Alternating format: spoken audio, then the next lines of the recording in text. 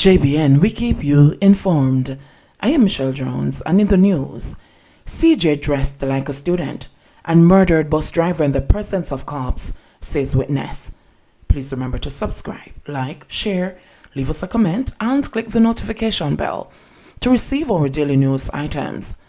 The Home Circuit Court heard today that a woman was allegedly used by the Klansman one-done gang to transport 3 illegal guns in her handbag as gangsters sought to carry out a hit on arrival in St. Catherine.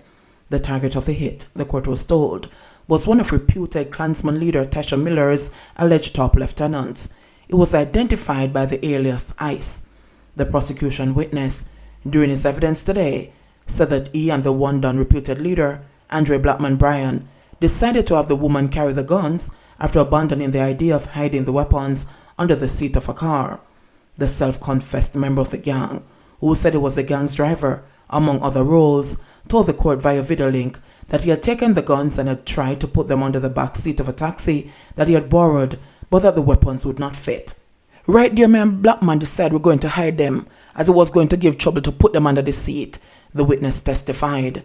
When asked by the prosecutor why he had gone through all that trouble, he replied, "We're going to Yuatan, and if we get stopped by the police, we never want them to find those guns."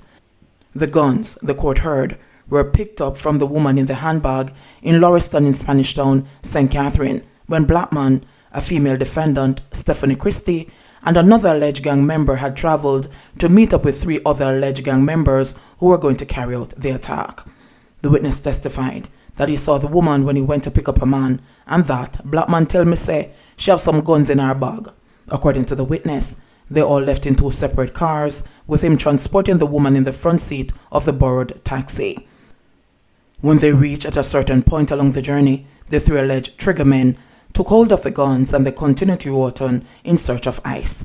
The witness said that when they arrived at their destination, the 3 alleged gangsters who had the guns stopped at a party and at a bar looking for Ice, but they could not find him.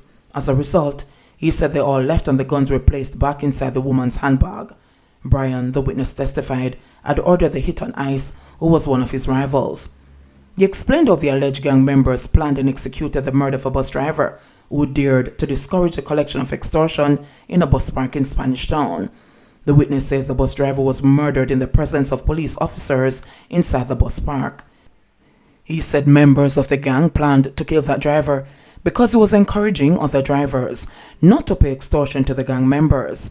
He said one of the gang members, he called Mackerel, said the driver forget mash up.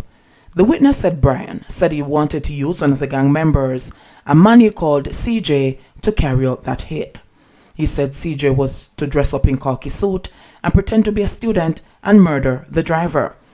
The witness said Bryan ordered one of the gangsters to ready the duppy truck, a grey Nissan Tida. The prosecutor asked him to explain why that vehicle was so called. The witness said, "'Cause every time it drive out, it's either a shooting or a murder." He said after that hit, CJ boasted how he shot up the driver right in front of several police officers. JBN, we keep you informed. Please remember to subscribe, like, share, leave us a comment, and click the notification bell to receive our daily news items.